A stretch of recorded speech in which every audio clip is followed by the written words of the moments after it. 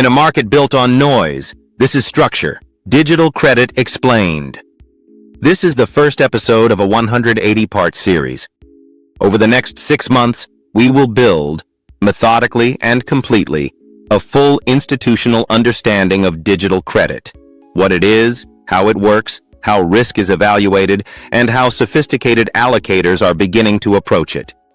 For most of the 20th century, credit meant one thing: a borrower with a track record, an audited balance sheet, and a relationship with a bank or bond market.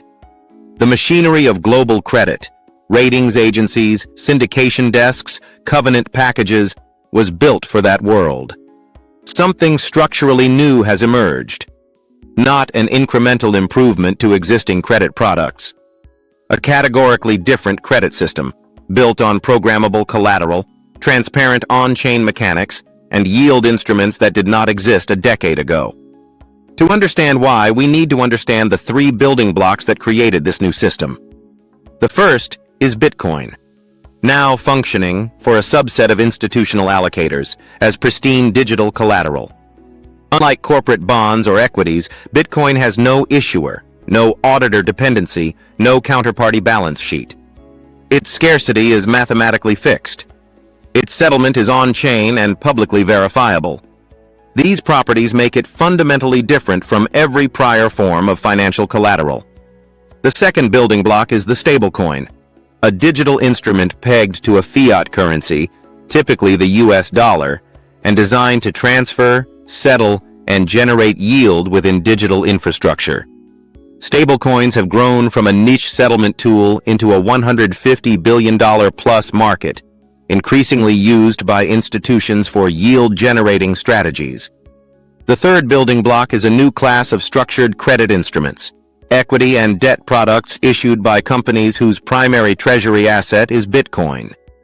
These instruments, preferred shares, convertible structures, and hybrid instruments, create an entirely new risk-return profile that has no direct precedent in traditional fixed income.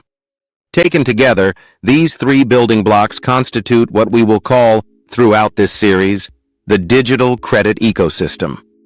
Why does this matter for institutional allocators? Because each of these instruments generates yield.